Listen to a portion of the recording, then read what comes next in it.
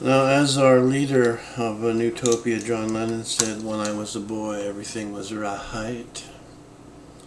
The official demise date for North American culture is between 1965 and 66, when they decided to get women into the workplace and get them on Valium and get their hands onto children to the schools and start programming them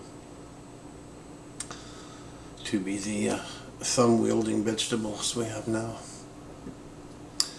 At that time, we had almost a real civilization, and required reading was a book called 1984, written by George Orwell, who is one of the Illuminati. And I think it was a warning to us of what they had planned. And in that book, it's based on a character who works for a newspaper, and the news is doctored to look good. Like if a chocolate ration is reduced from 25 to 14%, what they report is chocolate ration increased to 14%, for example. And there's a war going on, like the war we have now in the Middle East. There's the East Asia, or the Oriental group, the Pacific Ocean group,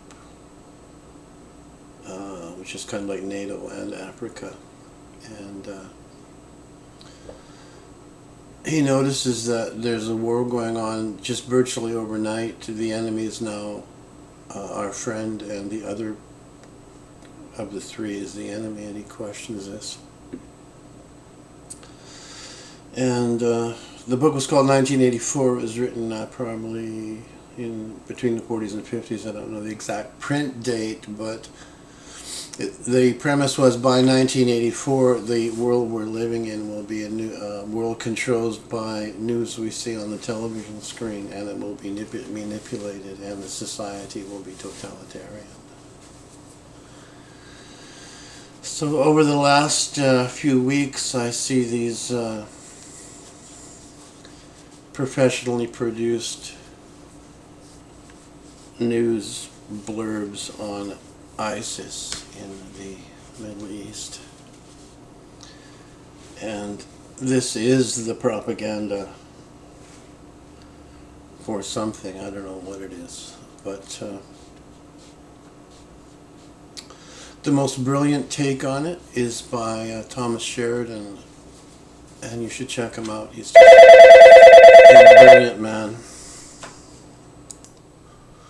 But Thomas Sheridan's take on this, and I'm telling you this because one of the aspects of the ISIS propaganda is to scare the crap out of people, to do the problem reaction solution thing that David Icke talks about. The West seems to be holding off on this, and I think they're going to hold off until they're asked to do something. So they're blameless. But his take on it is that this is a CIA sting, and I originally thought when I saw this happening it was a CIA bankrolled thing, whether they're using money from rich Arab states or not. And there is a reason why it's happening now, which I'll get to at the end of this.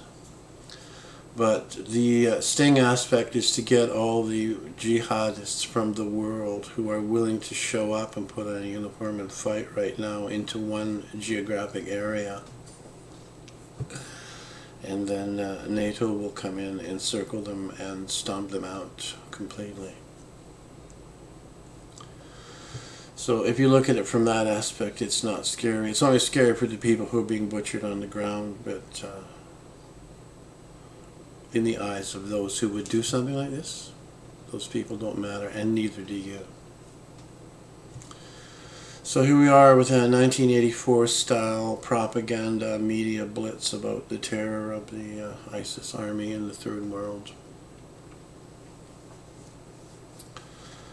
Just as a side note, I have a friend I went to school with in the 60s, and he works for the Department of Homeland Security, U.S. Department of Justice, and he's been constantly overseas building military and police infrastructures in third world countries where the U.S. has a lot of interest. And the last place he was going to last a year ago was Jordan. And Jordan is the stepping stone into Syria, so I think they've been planning this for more than a year, but they've been actually building infrastructure for a year, which means camps, jails, kitchens, roadways, motor pools, all that stuff to support military or police operations.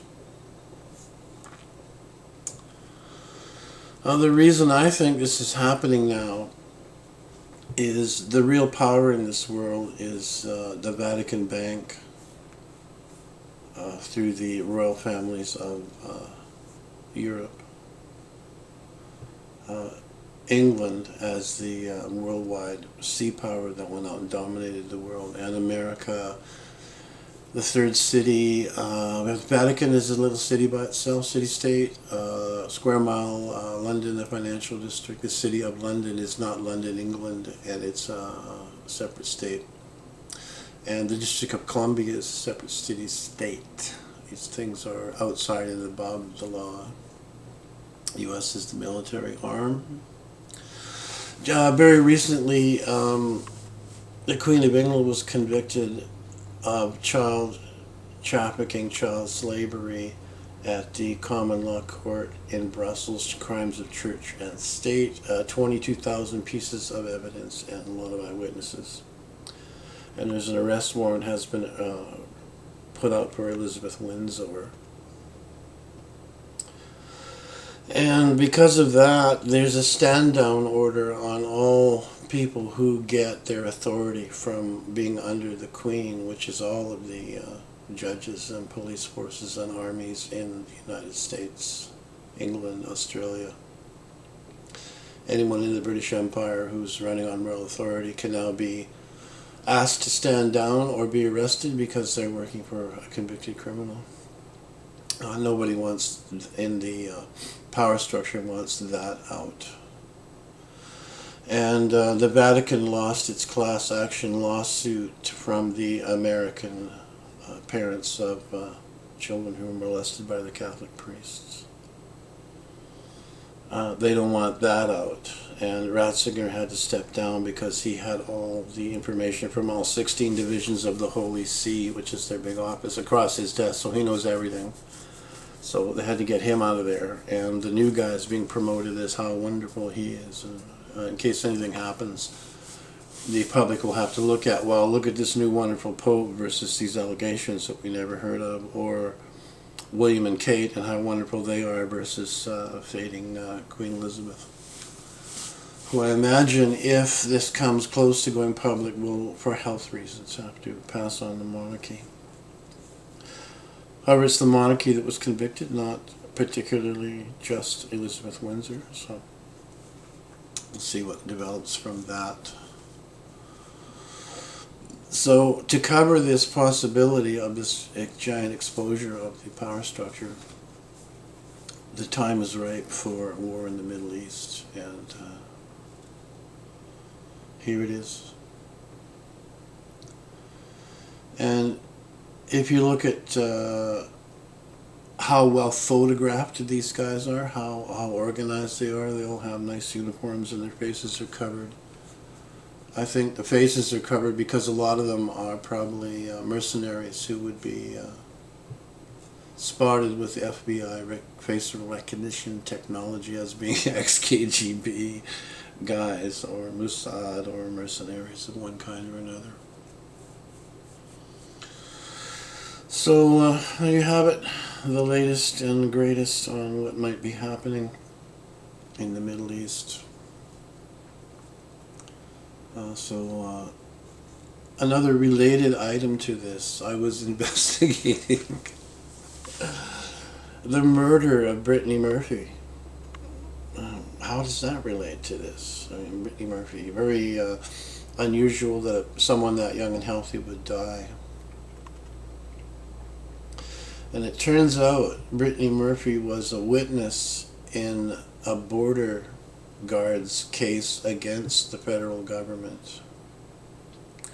There was a young lady, a regular border guard, doing her job, and I've seen her interview, and she said in 1 month they get between 1 and 15 people coming through from countries that are red flagged for possible terrorist sources. This is what's normal. And they interview these people when they come in. What are you doing here? What's going on? On one day, there was 23 people came through on one single day from terrorist red flag countries. She reported this upline to her bosses and said, "This is weird. Something maybe be going on." And they were actually warned that during this day, something might be happening, just like 9/11. Something might be happening on this morning. So. For doing this, she got into loads of trouble. And eventually was forced out of her job. And later on, because she persisted in trying to bring this out, her house was raided with black helicopters, and I don't know, 20 guys at least came out of the sky to arrest her for doing her job, for being a loyal oath taker. I took an oath to defend the borders, and I see something bad. I reported it upline, and instead of being patted on the head and an investigation started, they tried to get rid of her. So I think related to ISIS, and to make it more real for Americans, that these 23 guys are up to something like 911. Their job is to do some or many ISIS-like terror incidents in the USA to get people's fear and ire going.